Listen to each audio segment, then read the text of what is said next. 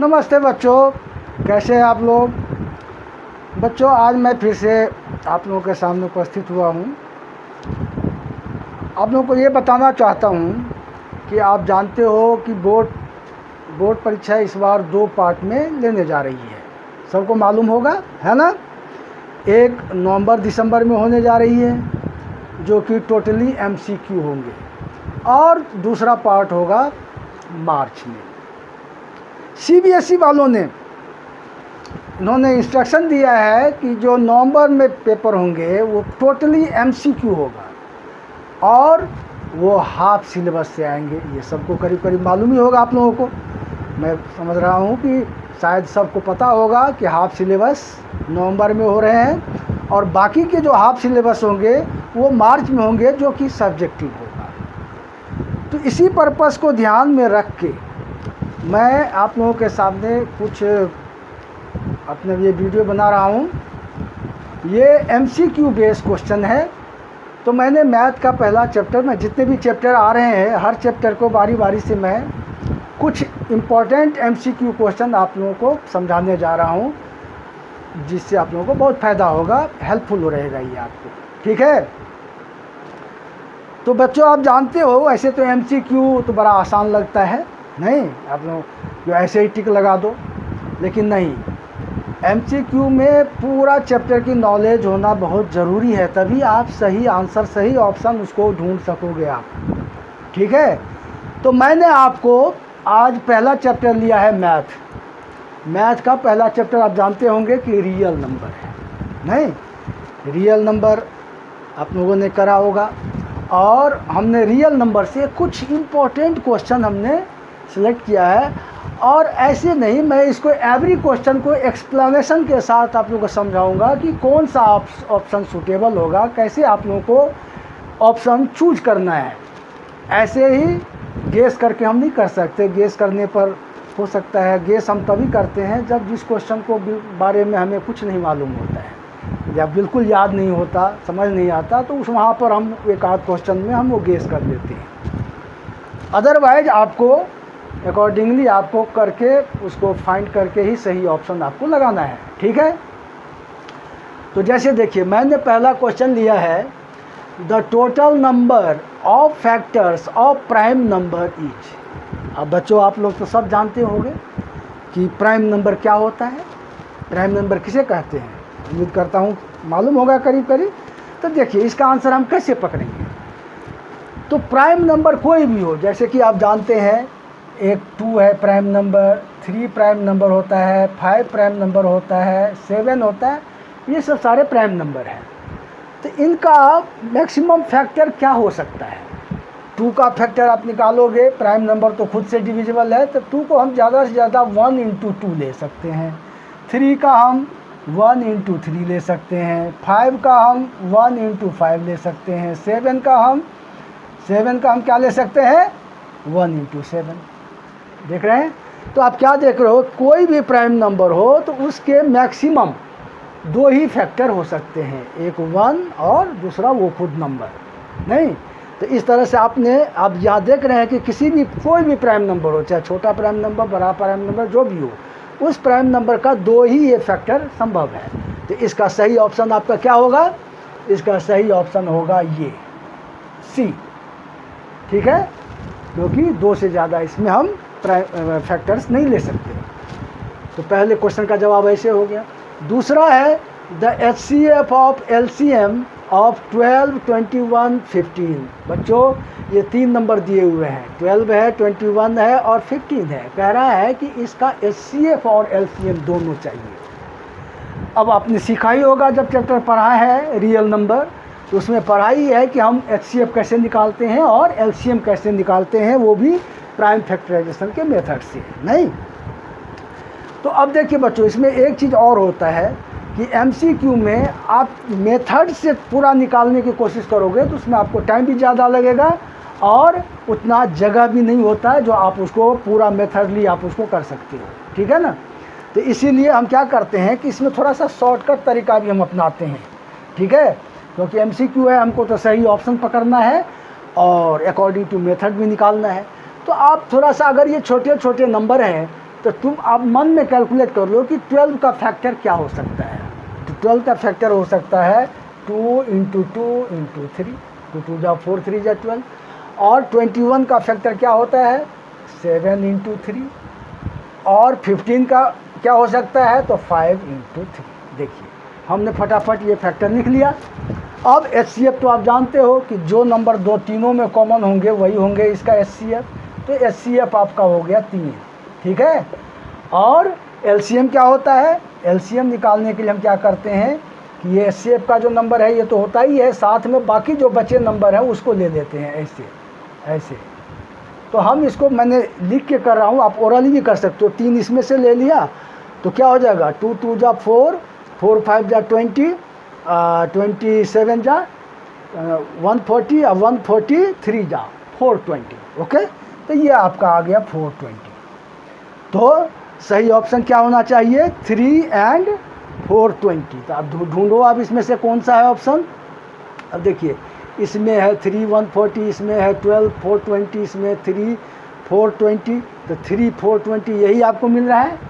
एक चीज़ और बच्चों ध्यान देना है कि यहाँ पर 3 420 यहाँ भी है और डी में भी है, लेकिन इसमें गौर करो आप, इसमें उल्टा है। इसमें 420 पहले है 3 बाद में है। आपको क्या निकालना है HCF। HCF पहले टर्म है तो इसलिए पहला HCF ही आंसर होगा।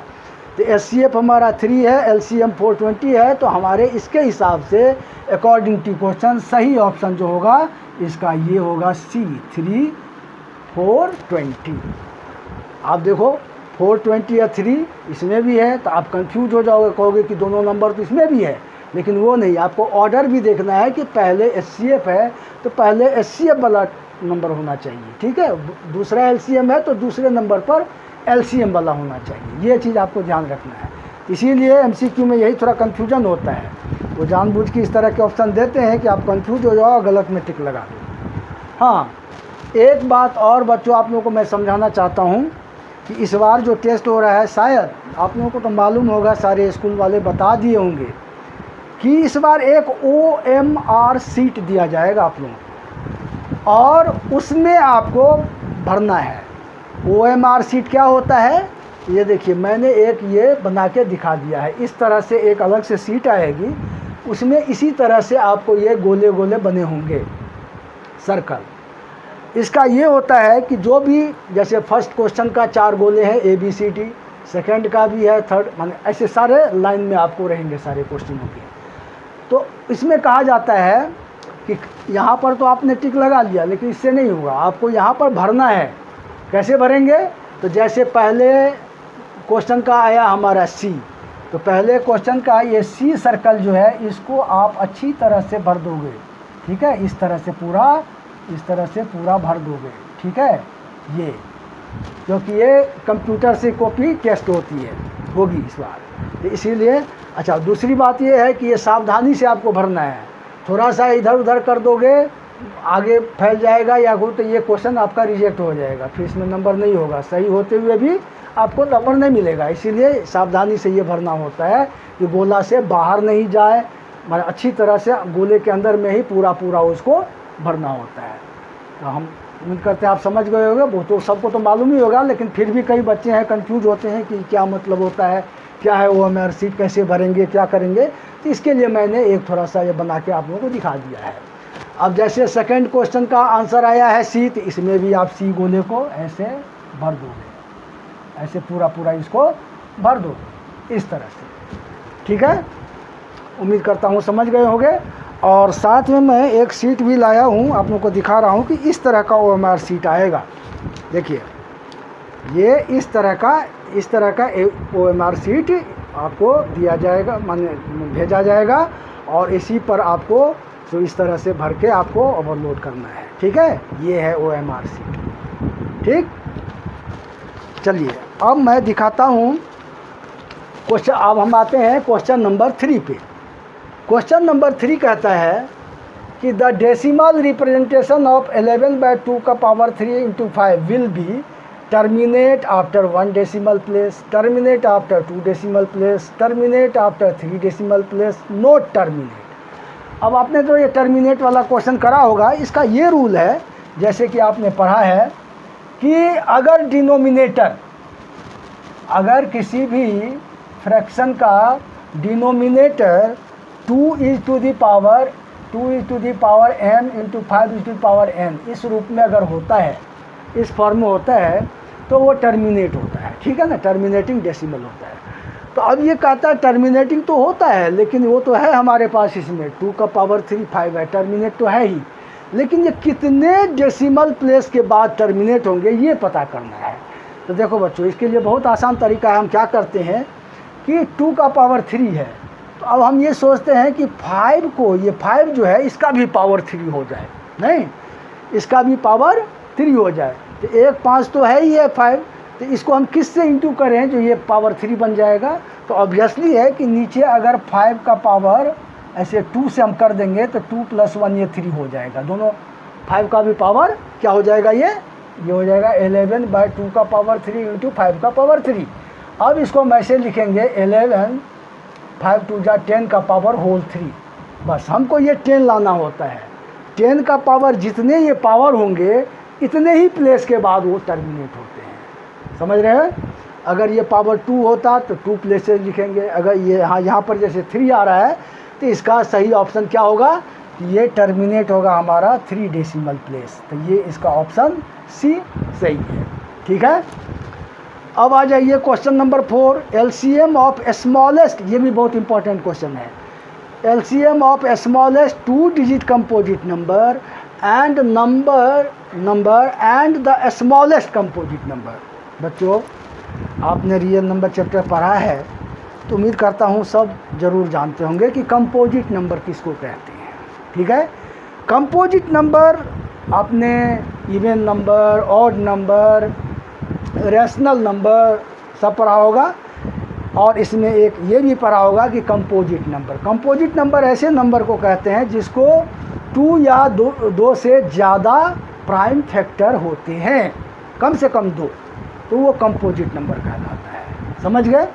तो उसमें स्टार्टिंग होता है हमारा, सो कहाँ से, तो 4 से। कंपोजिट नंबर सबसे स्मॉलेस्ट जो होगा वो होता है 4, क्योंकि 2 नहीं है, 2 प्राइम नंबर है, 1 को काउंट ही नहीं करते हैं, 3 भी प्राइम नंबर है, तो स्मॉलेस्ट कंपोजिट नंबर है 4 ये। ठीक है, और 2 डिजिट कंपोजिट नंबर, तो 2 डिजिट कंपोजिट नंबर ऑब्वियसली 10 से शुरू होता है, तो 10 तो है ही कंपोजिट नंबर, तो एक हो गया 10। अब इन दोनों का जो आप एलसीएम निकालेंगे तो कितना निकलेगा, आप इसको निकाल लेंगे तो ये हो जाएगा 2 × 2 2 × 5, तो 2 5 2 जा 10 2 जा 20। तो इसका सही ऑप्शन क्या होना चाहिए, 20। अब देखिए, the LCM smallest 2 digit composite number and the smallest composite number. 2 digit composite number तो ये हुआ, स्मॉलेस्ट कंपोजिट नंबर ये हुआ। 2 digit composite number 10 and smallest composite number 4, और इन दोनों का एलसीएम जब हम फाइंड करते हैं तो ये हमको आता है 20। तो इसका सही ऑप्शन हो गया सी। ठीक है, अब आइए 5वें क्वेश्चन पर। कहता है कि if P = AB² and Q = AQB then LCM of P and Q। अब एलसीएम निकालने का भी तरीका तो आपने सीखा है।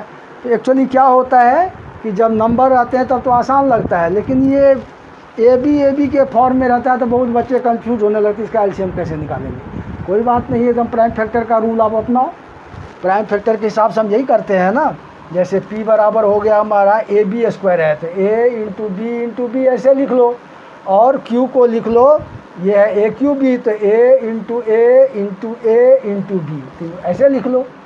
ठीक है, अब देखो कि कौन कौन नंबर दोनों में है। तो एक ये A दोनों में है, उसके बाद ये B दोनों में है, और कोई चीज़ नहीं है।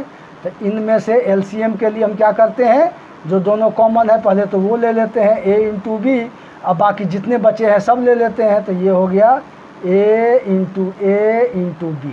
तो अब कुल मिला के ये हमारा एलसीएम आ गया। तो कितने A हो गए, 1 2 3, तो A का पावर क्यूब हो गया, B हो गए 2, तो A3B²। ठीक है, ये हमारा हो गया एलसीएम। ठीक, अच्छा मान लीजिए कि हमने एलसीएम पूछा है, किसी में एचसीएफ पूछ देगा, तो एचसीएफ में तो जो दोनों में कॉमन है वही होता है, तो उसमें सीधे AB हो जाएगा।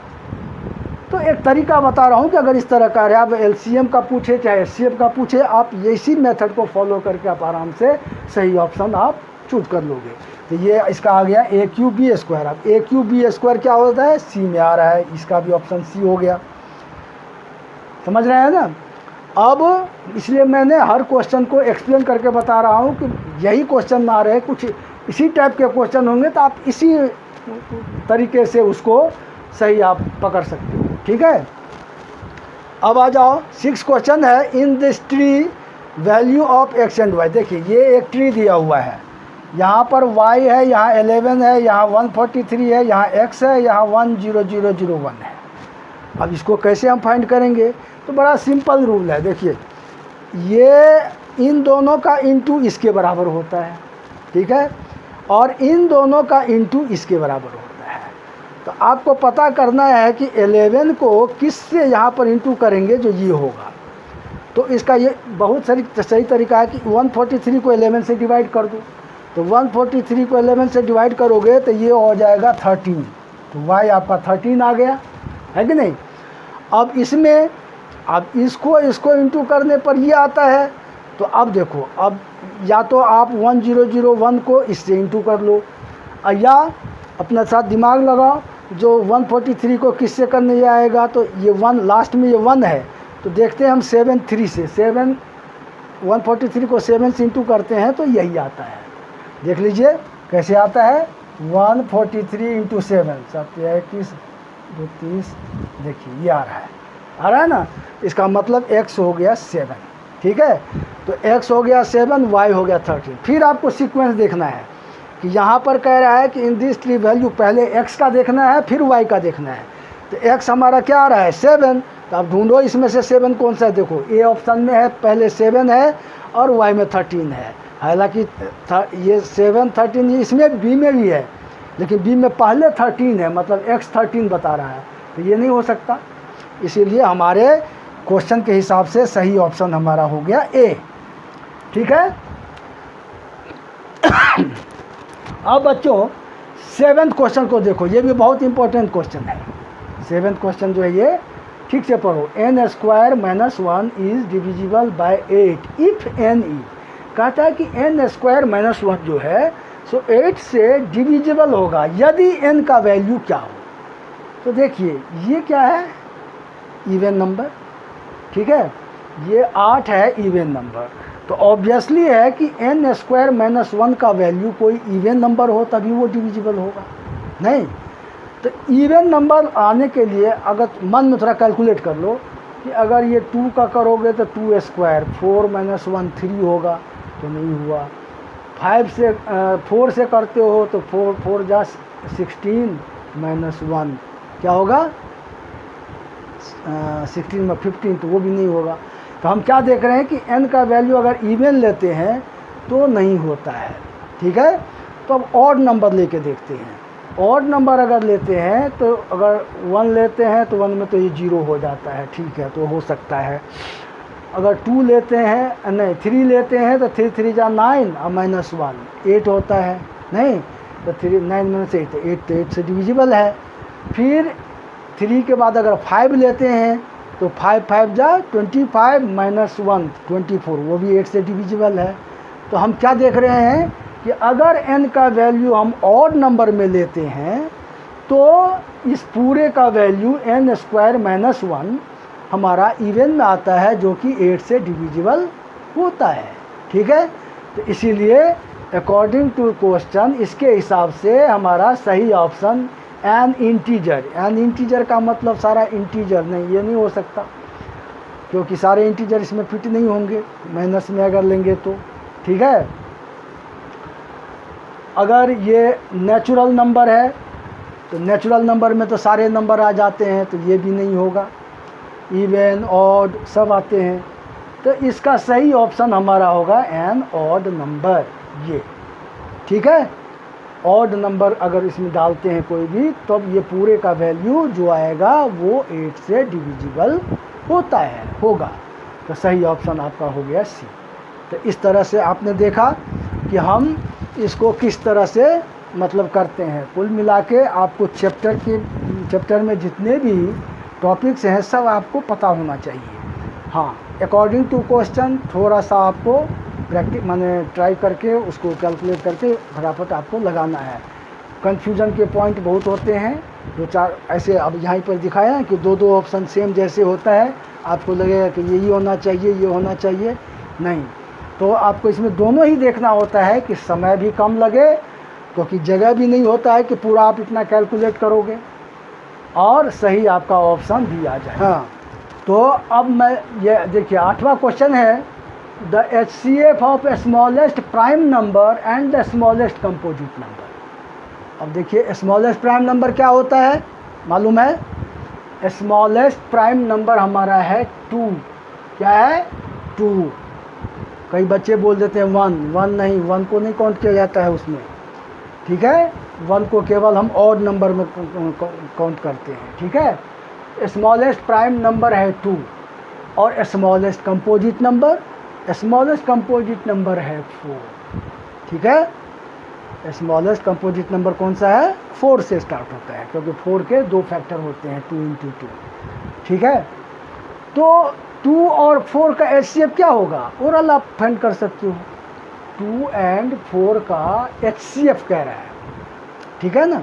तो HCF होगा इसका 2, नहीं ये तो इसका ये तो 2 ही हो गया, 4 को हम 2 × 2 लिखेंगे, तो ये हो गया आपका HCF, तो 2 हो गया। तो इसका सही ऑप्शन आपका हो गया A, ठीक है। 9th क्वेश्चन है, if HCF of 3, 3, 6 and 54 equal to 6 then LCM is. ये आपके बुक में भी आपने करा होगा, 1.2 में है क्वेश्चन। तो हम इसका जानते हैं कि कौन सा फार्मूला यूज करते हैं। इसमें हम ये फार्मूला यूज करते हैं कि HCF into LCM equal to PX into QX, ठीक है। अब हमारा HCF तो दे रखा है 6, LCM नहीं है, तो LCM ऐसे, तो ये हो गया 3, 3, 6 इंटू 54। तो LCM हम क्या ले लेंगे? हमने आपको ये प्रोसेस वाइज बता रहे हैं मेथड से, लेकिन आपको ये दिमाग में ही होना चाहिए। 6, 9, 14,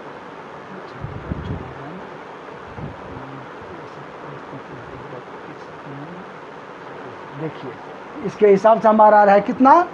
3024। अब हमने तो ये पूरा लिख के किया है, लेकिन आपको खुद पता होना चाहिए कि इनका जो रिलेशनशिप है कि HCF into LCM equal to PX into QX, उस चीज़ को दिमाग में रख के आपको फटाक से आप माने सेट करके लिख देना है। Direct this into this upon this काट दीजिए, इंटू करके लिख लो, तो ये आ जाएगा 3024। तो LCM हमारा क्या हुआ? 3024। ये C ऑप्शन हो गया हमारा, ठीक है बच्चों। अब 10th क्वेश्चन है, 3 + 2√3 is a rational number, irrational number, composite number and natural number. तो बड़ा आसान है, अगर आपने 1.3 किया होगा क्वेश्चन, तो उसमें यही सब क्वेश्चन किए हैं। प्रूव डैट कि √5 is irrational, √3 is irrational, 2 + 3 √2 irrational, इस तरह के बहुत तरह के उसमें से क्वेश्चन आपने किया होगा। तो आपको तो इसमें अब ऐसे क्वेश्चन में तो कोई कैलकुलेशन की ज़रूरत नहीं है, देखते ही आप लगा सकते हो, क्योंकि इस टाइप का क्वेश्चन आपने कर रखा है। तो हर क्वेश्चन को जरूरी माने ऐसा नहीं होता कि सारे क्वेश्चन को आपको कैलकुलेट करके निकालना पड़ता है। कई क्वेश्चन आपको अगर पता है तो आप क्वेश्चन देखते ही आप टिक लगा दोगे। तो ये ऑब्वियसली ये क्वेश्चन इस तरह के जो होते हैं टर्म्स, वो इरेशनल नंबर होते हैं, क्योंकि ये 3 तो रेशनल होता है, 2 + √3 ये इरेशनल है, तो इसीलिए रेशनल प्लस इरेशनल होता है। तो ऑब्वियसली याद बन करके आप डी ऑप्शन में लगा दोगे। तो देखा बच्चों, आप लोगों को मैंने आज चैप्टर 1 से 10 क्वेश्चन, जो कि काफ़ी इम्पोर्टेंट भी है, मैं इसलिए कराया हूँ कि ज़रूरी नहीं कि इनमें से ही आएगा। इसी के बेस पर इस टाइप से आप क्वेश्चन को कैसे टैकल करोगे वो हमने बताने का प्रयास किया है, और उम्मीद करता हूँ कि आप लोगों के लिए हेल्पफुल होगा। और आप लोगों को ये भी मालूम है कि हर चैप्टर में से केस स्टडी क्वेश्चन भी आएंगे, रीजन और एसर्शन वाले क्वेश्चन आएंगे, ठीक है ना। तो आप इतना तो सारा वीडियो में मैं कवर करना मुश्किल है, लेकिन हम आप लोगों को दो क्वेश्चन हम रीजन एसर्शन के और केस स्टडी के भी मैं प्रयास करूंगा कि अगले वीडियो में, ठीक है, अगले वीडियो में मैं इसका बताऊंगा। और इस हिसाब से और आप डिफरेंट जगह से क्वेश्चन लेकर प्रैक्टिस करोगे तो ये इससे आपको काफ़ी हेल्प मिलेगा, क्योंकि आप जानते हो कि नवंबर दिसंबर में आपको पेपर होने वाली है। और आप ये वीडियो मेरा देखना नहीं भूलना, हम एवरी चैप्टर के डाल रहे हैं वीडियो, तो हर चैप्टर को आपको अगर ये देखोगे तो काफ़ी आप लोगों को प्रिपरेशन में हेल्प मिलेगा। ठीक है, अगर अच्छा लगे तो शेयर करना, और अगले वीडियो में मिलते हैं फिर नए टॉपिक के साथ।